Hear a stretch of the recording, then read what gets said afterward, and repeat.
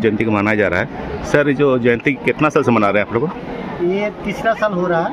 अच्छा, इस जयंती के अवसर में आप छात्रों को क्या देना चाहते हैं, बोलना चाहते हैं? रविंद्र जयंती का माध्यम से छात्रों को यही मानवता का जो पुजारी थे ना, यही वो जो विश्व में जो प्रचार किया था कि फास्ट इंडियन या फास्ट नॉन यूरोपियन, जो साहित्य में जिनको नोबेल प्राइज़ मिला था, इसका अतिरिक्त क्या है जो विश्व में इसका जो वर्ल्ड यूनिवर्सल जो एक्सेप्टेंस है।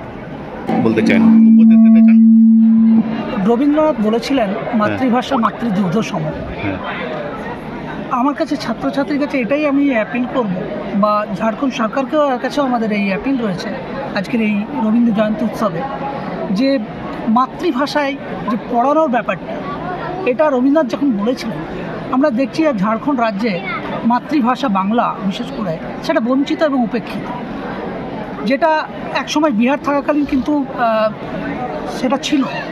কিন্তু আজকে যখন নতুন সরকার এলো, তখন আমরা অনেক বেশি আশায় ছিলাম যে আবার নতুন করে আমরা সেজে উঠবো, ভালো নিজের মাতৃভাষার একটা জায়গা পাবো।